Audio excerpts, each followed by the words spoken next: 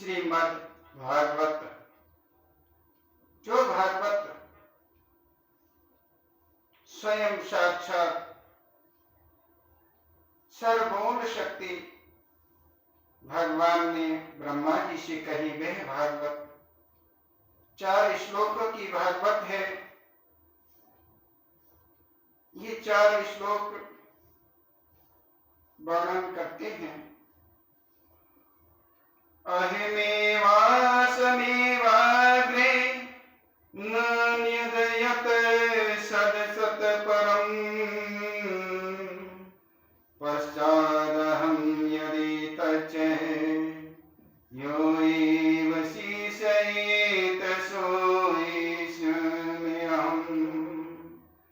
द्वितीयर्थं यत् प्रतीयेत न प्रतीयेत चात्मनि तद्विद्यात्मनो मायां यथा भाषो यथा तमे यथा महान्ति भूतानि भूतेषु चेष्वनु प्रविष्टानि तथा तेषु नातिशयम् एतावदेव जिज्ञासये तत्त्वं जिज्ञासुनाय आत्मने अनवेवेतिरेकाभयं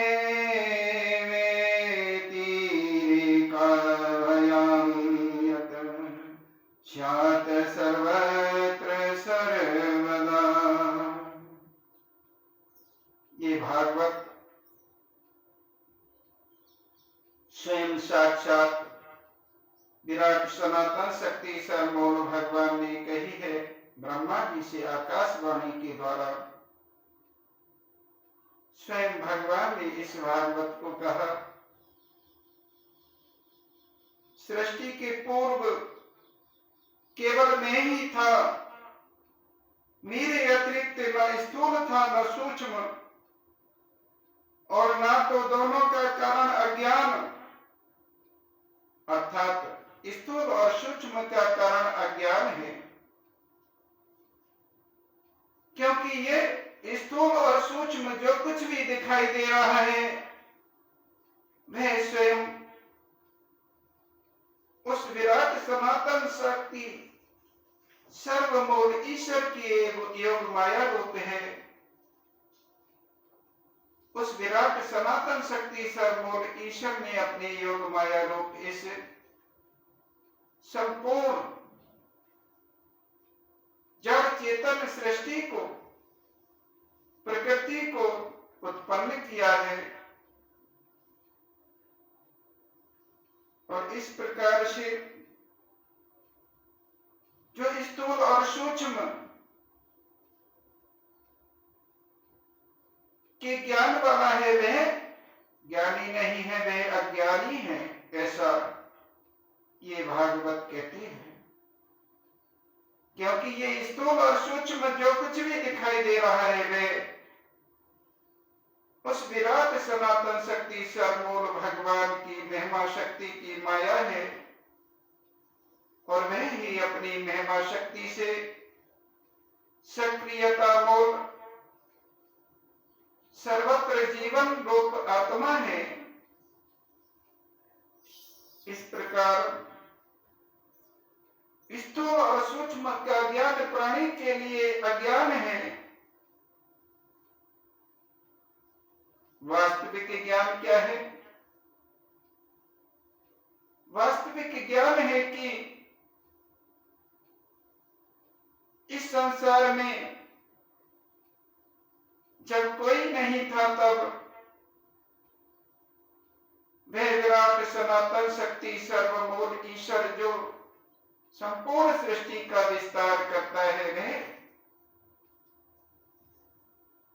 वह ही मौजूद था। वह निर्मूल है, उसकी उत्पत्ति नहीं होती।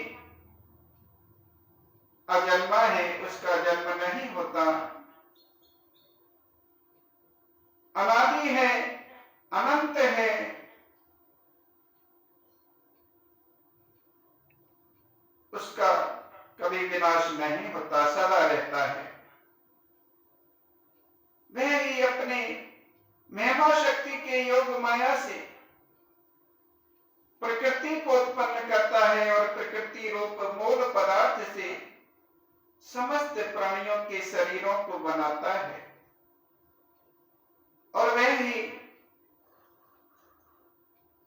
इस संपूर्ण सृष्टि को प्रकृति रूप मूल पदार्थ को उत्पन्न करके अपने महिमा शक्ति रूप, अपने महिमा शक्ति के माया रूप उत्पन्न करके